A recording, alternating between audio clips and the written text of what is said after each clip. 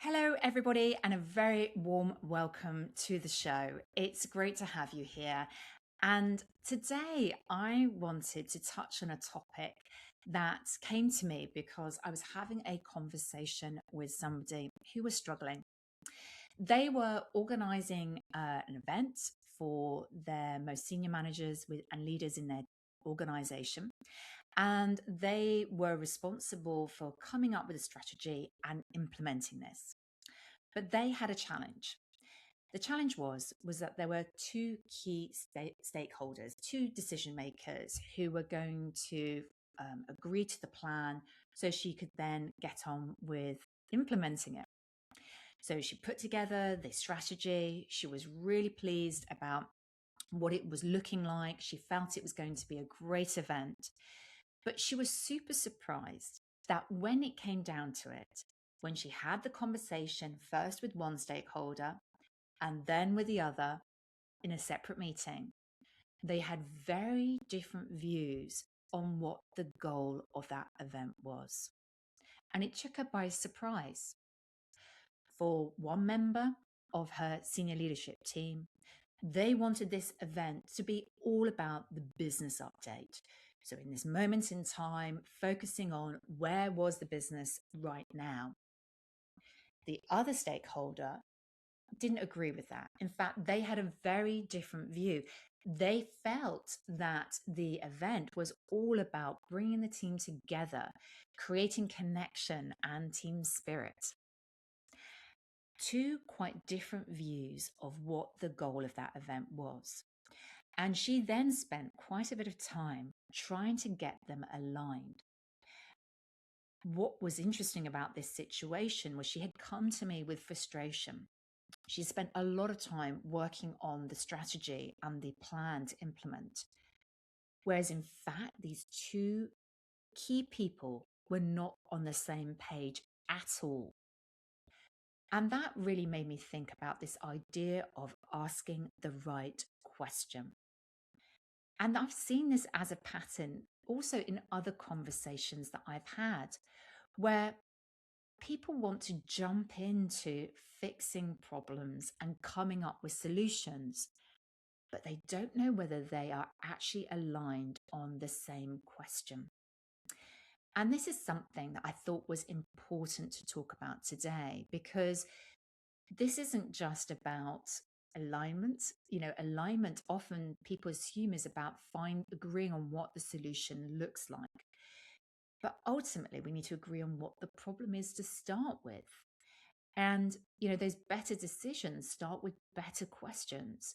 So spending that time up front, really understanding the problem, defining it, and making sure that everybody agrees on it.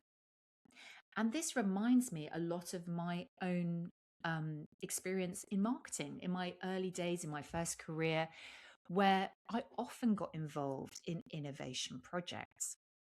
And in those innovation projects, before we got to the exciting bit, which was developing the ideas and coming up with the concepts and prototyping and testing and all of this exciting part, we had to really make sure we knew why. What was the question we were trying to answer? What was the problem we were trying to solve? And was that a real problem? Was it something genuinely that there was a need for? This kind of thinking, I think, is needed more today, because what happens when it doesn't play out, when people have different views on the problem? Well, you can waste a lot of time, as my own client found in the situation I was describing earlier. You can spend time getting frustrated individually and as a team.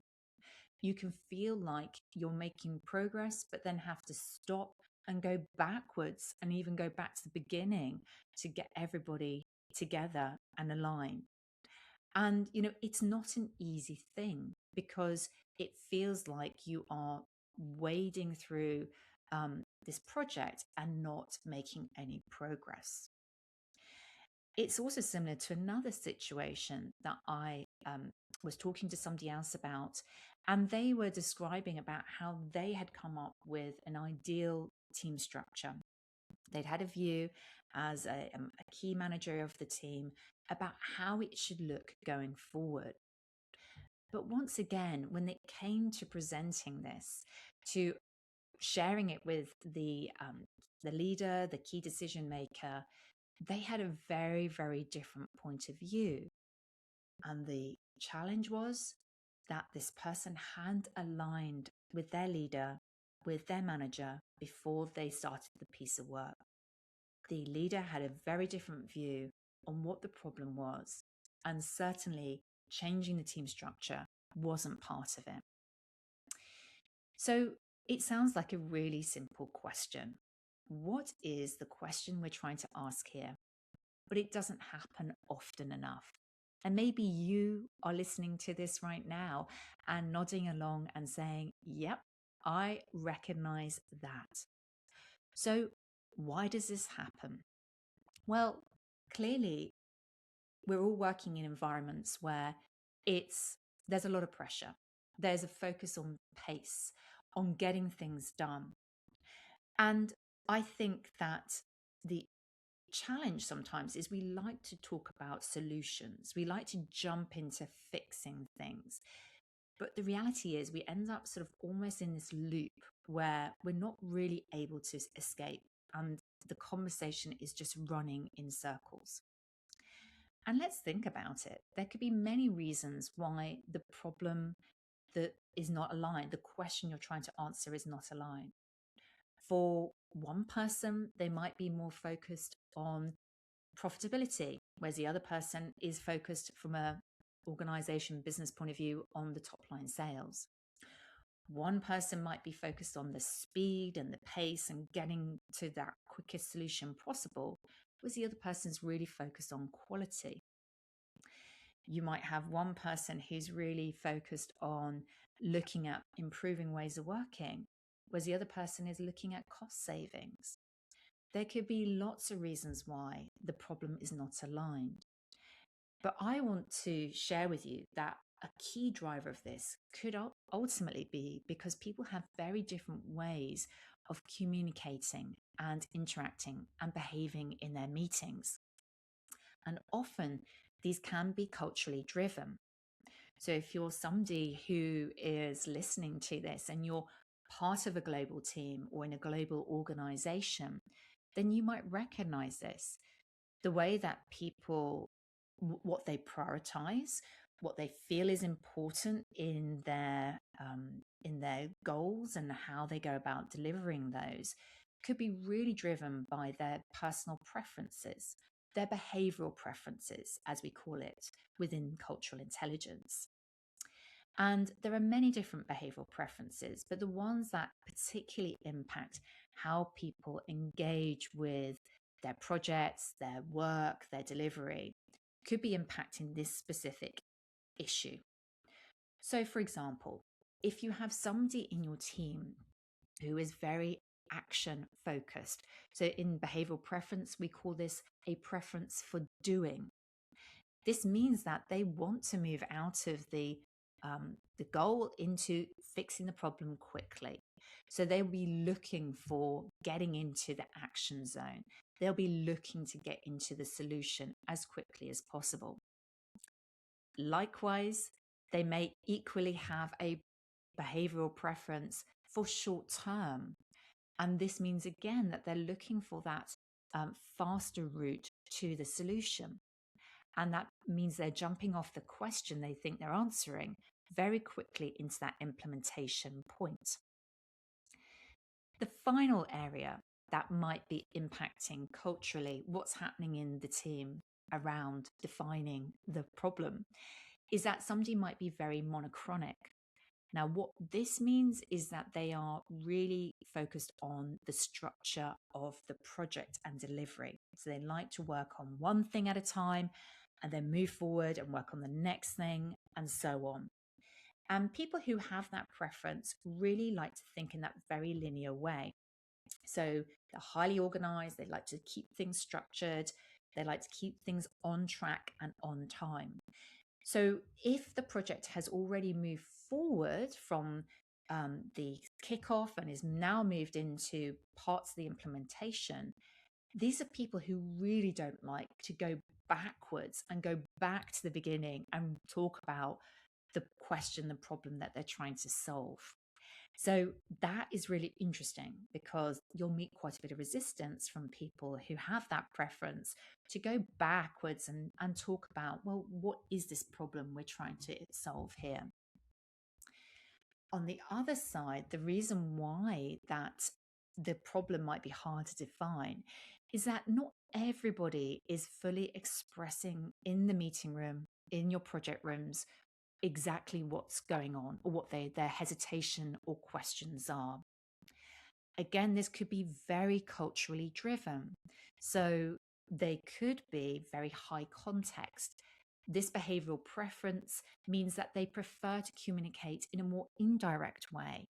So they don't feel very comfortable just saying directly in the meeting, actually, this is wrong. We're not working on the right problem here. We're not working on the right thing. So they may try and find more indirect ways to say this, which if you are somebody who's more direct in your communication style, otherwise known as low context, that just might mean you're not picking up the signals or messages that that individual or group of individuals are not happy. They're not feeling comfortable with the direction of the project. Another reason that, or another driver that might be going on is the behavioral preference of being non-expressive. That behavioral preference is just as it sounds. When somebody is not fully expressing through their body language, through their emotional expression, what they're thinking, but instead relying purely on words, combining with high context, maybe being more indirect, then it can be quite hard to recognize that, again, maybe they're not completely comfortable with the direction of the project, that they're not aligned with what the goal of the project is. And then finally, the last behavioral preference that could be at play here within your project team is that somebody or group of people within the team have a preference for high uncertainty avoidance. This means that they are not happy with risk. They don't like to take risks unless they really need to. And if they need to, they want to manage those risks really well with lots of plan B, plan C, and so on. And for this group of people, they don't really like the idea of opening things up too widely. So again, they quite like to kind of get into solutions, look at, a couple of options, and then move forward with the most maybe possibly safest or more comfortable one that's not going to push the boundaries too far. As you can see, these are just a few examples of behavioral preferences, cultural dynamics that could be going on within your team right now and could be causing this tension around why you're looking at projects, jumping straight into solutions, but not aligning on the problem first. People often feel this pressure to act, to deliver, to be seen to be delivering as well, by the way. That is interesting in itself. Demonstrating action sometimes is a way for an individual or a team to demonstrate results. Yes, we're making progress, so that's great. So what can we do about this? Well, before jumping into project planning, getting into solutions, I think there are a number of questions that need to be asked. There needs to be that pause for reflection and alignment on the problem before you get anywhere near solution finding. And by the way, this isn't just about project kickoff. It's about really making sure that everybody's fully aligned on the question, the problem you're solving. That's within the project team, that's within your stakeholders, and that might take time. And maybe that's the part that doesn't feel very comfortable. That is going to take time. So here are the questions to be asking yourself. What is actually happening in the situation? What are we trying to achieve? What problem are we solving?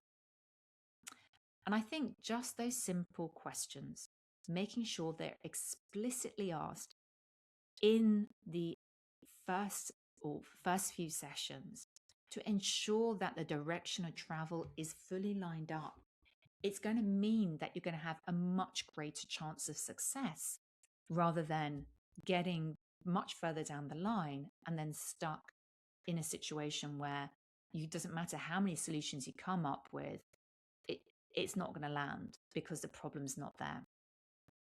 So the alignment challenge is that, different people will have different views on what the problem is. And it's something, as I mentioned, some of the examples earlier in this episode, it's something that I see. And maybe you felt that pain as well. I think that focus around different communication styles, different cultural styles is something you need to take into account. Not only, by the way, if you are in a global team, but also, I think, if you are working in any sort of diverse team, even if you're all in one location. I've worked with teams which are very multinational, multi-generational, um, people who have different backgrounds and contexts coming into the team. And again, that's going to influence the way that people show up, communicate, and interact with each other. So I've mentioned some of these questions that you can start to ask right at the start of the project. And other questions that can support you in this exploration include things like, what's the evidence that this is the right problem? What is it that tells you you've got the right expression of this? You can also ask yourself, what are you missing? Is there really challenge yourself to check, have you missed something when you've defined the problem? And really importantly, making sure that is aligned with your stakeholders. These types of questions are part of what I consider clarity and cultural intelligence. And these are very much part of the book that I've written, Become a Global Leader. Clarity forms pillar 2, where your clarity of thinking, your structure of your thinking is then also then played out in your clarity of communication. Pillar 4 is all about connection with cultural intelligence. And having those cultural intelligence skills, really understanding what's driving your individuals on your project team or your wider team, and knowing how they will interact and what could hold them back from really getting to that problem definition, I think is very powerful. So I think the thought that I want to share here today is really about this idea of, we don't necessarily need to worry about aligning on the answers unless we have actually defined the problem first. And if you ask that question up front, what is a challenge that we are here to solve? I think you will get to so much better answers, sorry. So it really starts with this asking the right question to get to the right answer. If you want to dive into more around this idea of clarity and cultural intelligence, I invite you to explore that in my book if you'd like to. And you can find that on my website, or if not, ping me a message on LinkedIn. I'll send you a link, and you'll find that also in the show notes. But even if you don't want to dive into that level of detail, I think the key thing that I want you to take away from today is that slowing down process is really important up front. It saves time later, it saves frustration, and it saves energy. And ultimately, it gets you into a much better situation so that you're not then ending up in a situation, as my clients have found themselves, where you're trying to align people against a problem that doesn't really exist in their mind. Thank you so much for being here today. It was really interesting to talk about this with you, to share my reflections. And I'm really curious, when have you experienced this yourself? When has this come up for you? And what are the implications for you if you don't define the problem or solution before you define the problem or the issue before you jump into the solutions. I'm really interested to hear, as ever, and I love your feedback. So if you want to share, feel free to, again, message me over on LinkedIn. And in the meantime, I very much look forward to seeing you next time on the show.